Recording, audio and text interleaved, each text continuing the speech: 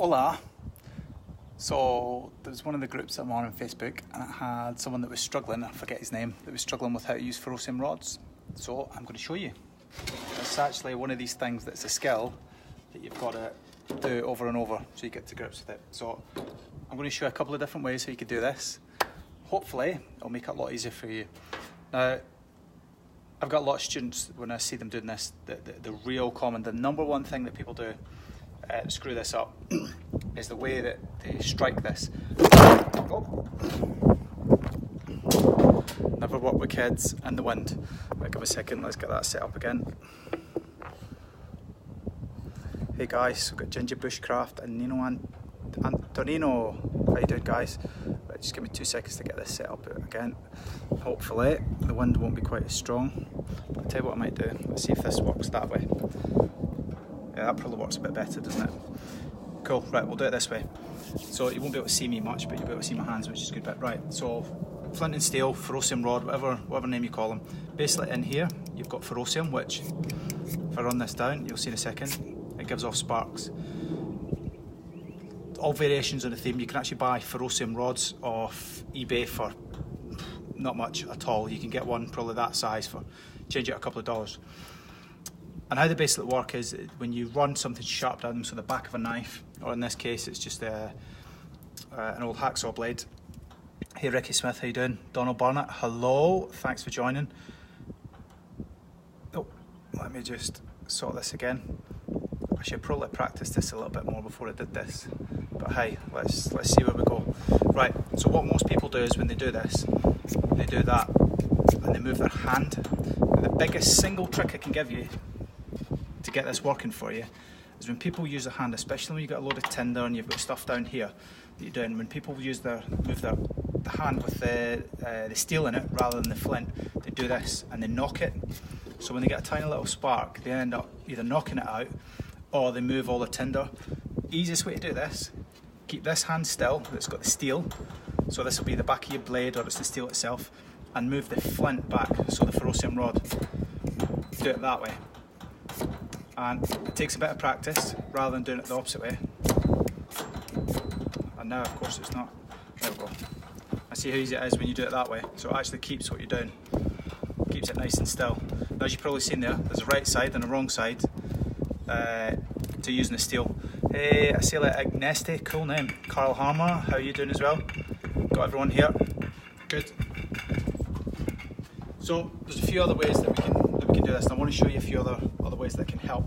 So, not because I love man love or bum sex, this petroleum jelly or Vaseline, whatever you want to call it. Now, I want to show you something with this and why it's important. So if I get a piece of cotton wool and I apply liberally, and I tease this out again.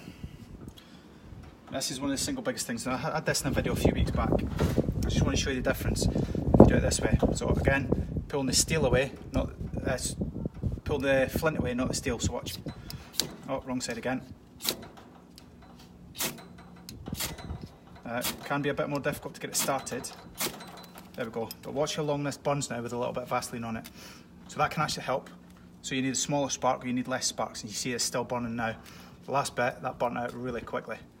So a bit of Vaseline, lip balm, just anything that's going to stay on there. So you can see that's working quite well. So that's one way that can help.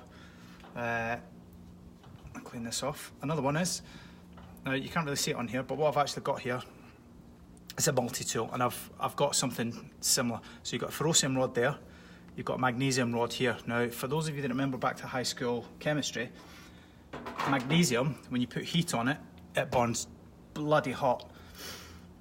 So what you can do with this, and again I'll use my steel here again, and if I shave some of this off, you see it in the flames, don't know if you can see that particularly well, but the bright flames that are coming up. So what I'm going to do, I'll shave off quite a bit of this, and then we'll set it off. I'll show you just what it does. So there's shaved off some of this, and you probably can't see that particularly well there. You see this Vaseline's still going. So you see the difference, just a little bit of Vaseline and petroleum jelly makes. Right, so we've got a little bit of that there. Let's see if we get a bit of cotton wool, if we can make this light quite well. So let me get my Vaseline again. So I'll put some of this on. cotton wool, and what I'm going to do is I'm going to stick as much as I can of this magnesium on here. So what this does is this allows it to burn a lot hotter. So if you get a tiny little spark, you've got your tinder. So you can't really see that, but there's Vaseline on there, and there's magnesium. So let's see what happens when we do the two of them together. See, that's still burning with the Vaseline. Big difference, isn't it? Well worth doing. Hey Steve, how you doing?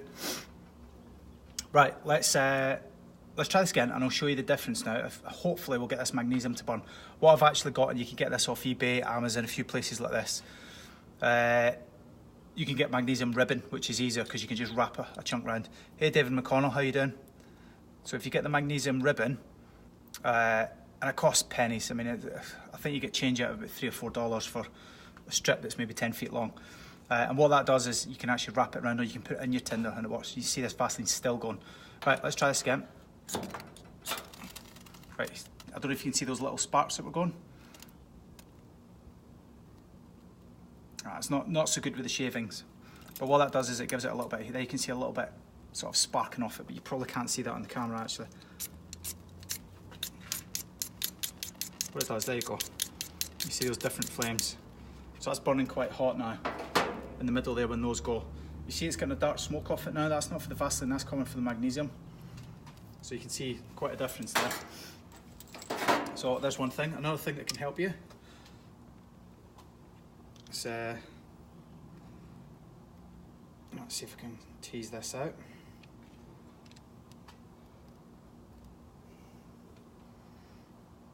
You see the dark smoke with all the magnesium when it's burning. So I'll move that out of the way. So that's another thing that you can use with a bit of magnesium. Shame it's not a great, it's not great with the camera, but I'll show you. So another thing that you can use, doesn't have to look like this, is a kid's pencil sharpener.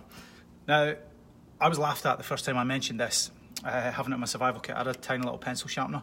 People used to laugh at me until I went on my first survival exercise with it. And what people realised was, actually, it was a bloody good idea. Hey John Hiskey, how you doing? Good to see you. And the reason this is a good idea, if I just get some shavings out here with it. Oh. Now, this is not for pencils out in the wild. What you use this for is you get a small stick, and you do something very similar. So when you get all these shavings with a small stick that's similar to the diameter of that, you've got absolutely brilliant tinder now. And this can burn really quickly and really well.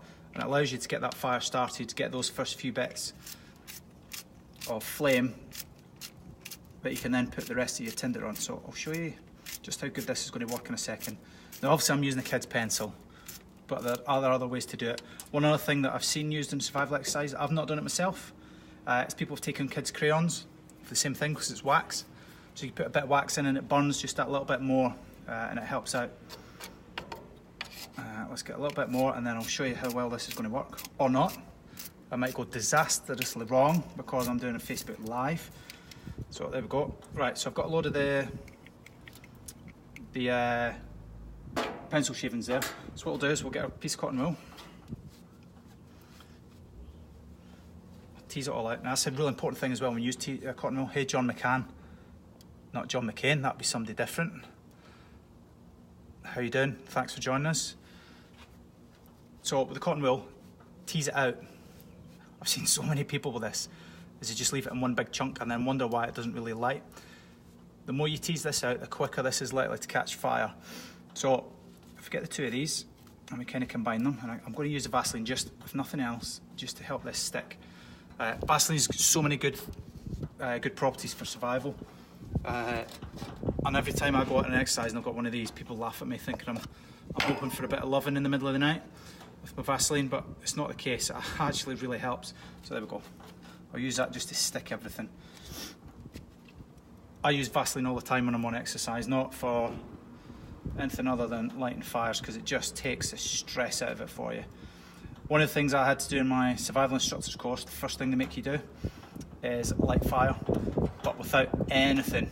You've literally got to rub two sticks together. You've got to do a rescue fire as well, which is pretty scary. So it can be seen from an aircraft from miles and miles and miles away. Right, let's see how this goes. Now hopefully the cotton wool underneath should catch. The Vaseline should keep it going, and then the pencil shavings on top should work. And I'll tell you what I'm going to do, just for shits and giggles, I'm going to put a little bit of magnesium shavings on it as well. Just give it that little bit more intensity, and we'll see what comes of it all. Let's use this ferrocium rod because it's a little bit bigger. It's a bit easier to use. Right, again, steel, keep it still. Hey, Steve Southard, what's that, Dwayne Unger. Wow, lots of people pitching up now. And Ian Geoghegan, cool name. Right, so what I'm going to do, flint and steel. Now remember, you keep the steel nice and still, you move the flint itself, not the other way, because this is a perfect example of where you don't want to smash your hand in and knock it all out of the way. So steel nice and still, probably about 2 inches away, and then, there we go, letting all red. There we go, and off it goes. You see those little sparks that are coming off. So you can see now the wood shavings, they're catching. So if you use your other sticks and what have you, you can do that. What I also like to carry in the field is a little tea light. Not for a bit of romance with my Vaseline, but now I've got a fire going, I can keep that. So if this blows out, guess what I've got? I've got a tiny little fire there going that I can use. I mentioned kids' cranes, people have used them before. It's not something I've used, and you've got to be careful because some kids' cranes are not actually wax. Yeah, I don't think these ones are wax in the conventional sense, so that just seems to be melting. I've seen people use them and they do seem to work quite well. And it's entirely up to you how you want to use it. So you can see now that that's burning quite well, and it's going like a fair actually, which is pretty good. So that's another way that you can light fire. You can see how long this is going to burn for. This could burn for quite a while actually, quite happily. It's just one of those things that you need to just be careful with, because although it's burning now, very quickly it can actually burn itself out, and that's definitely not something that you want. Yeah, so that wood's caught. So if you had all your other tinder, all your other sticks and bits and pieces that you want to put there, you could get those going now. So I'm going to move this out of the way, and then I want to show you one last thing that can help. So let's get that out of the way. So I've got a piece of cotton wool here, but this is not for the faint-hearted, and this is something I wouldn't recommend doing all the time, but as an option. Hey Caesar, how you doing? It's definitely an option, but one I'd be very careful about doing is a little bit of black powder. So that's just a normal 556. Let's see how we got on with this. Doing this live, never worked with kids, animals or black powder. Right, let's see what happens here.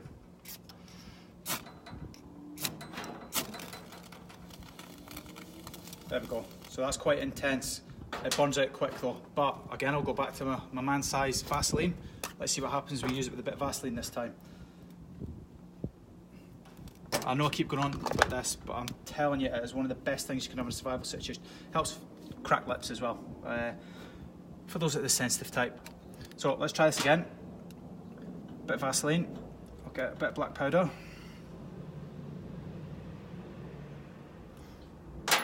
And we'll do it all again. Now obviously if you combine this with things like magnesium as well, so we'll go the full hog here. Let's get a bit of magnesium. Now I was saying about magnesium, if you can get the magnesium strips, life can be so much easier, because you could just put a big strip in the middle there, and then when that takes, that's a lot of heat. So if you've got slightly thicker wood, it will hopefully catch at the same time. So right, let's get this party going then. Oh, too much Vaseline on me now. Right, now watch for black powder. So if you had all your tinder on there that was already stacked up, you can see how quickly, how well it's going to burn. So black powder's gone, and there you go. You've got the Vaseline burning now. So that's going to burn for a good length of time. So that's some of the ways that you can do it, and my candle, oh, it's blown out now, but you get the point. You can use a candle, and that's taking one 762 round. And you could probably, if you really were being conservative, you could probably get 4 or 5 fires out of that, or at least start them. Now the trick is, once you get this, now's not the time to go and try and find your firewood to stack up in it. Get however much firewood you think you need, and then get 10 times as much, because you always need a hell of a lot more than you actually put out to begin with. So you start small to big. So as I said with the pencil shavings, so you start off really small. The sticks, if you can, you shave them. So we're looking for wood that's kind of that thin, that small. You're not looking for anything bigger than that. That's the stuff that'll burn easily to begin with. And then get some bigger bits, more and more and more, lay them up, and as the fire gets bigger, put bigger pieces on. Ideally, you want stuff enough that will keep you going for about an hour. So at least once the fire's gone, if you can get bits that are about an inch thick and get them burning, then what that means is, even if the fire goes out, you will hopefully have embers and everything that's there that you can then use to restart the fire subsequently, unless obviously it rains. Now, my survival course, I'm going to show you two other things that you can use for fire. Now, I'm really putting myself on the line here because this is something I have not done in years, and I'm going to do this live. Hey Chad Osborne, how are you? So, right, I've got my sunglasses on. I'm going to go and try something, and this is going to go one of two ways. It's either going to be a resounding success or an absolute unmitigated disaster. So let's see how we got on here. Right, I'll tell you what, we'll do it just up here in the aircon unit. Right, let's see if you can see me here. Can you see what I'm doing? Yeah, good. Right, kids magnifying glass. So all we're doing is you're getting the sun, and you're trying to concentrate it. So it's on. And you're trying to get the smallest spot that you can, which is always easier said than done. But once you get that to a certain point, hopefully, and again I'm doing this live, so this is probably an unmitigated disaster.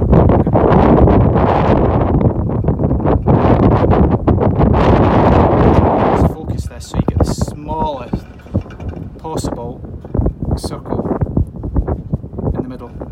I've probably got my arm in the way, I've just realised, so let's see if this is going to go. This is pressure, people. Let's see if this is working. I've got my Vaseline on here again. Just changing colour.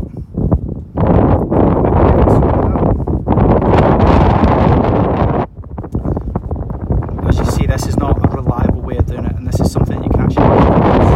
I've seen someone do this with their glasses actually, which was quite interesting. Again, not something I particularly recommend, but something that can be done. All this is doing is basically concentrating the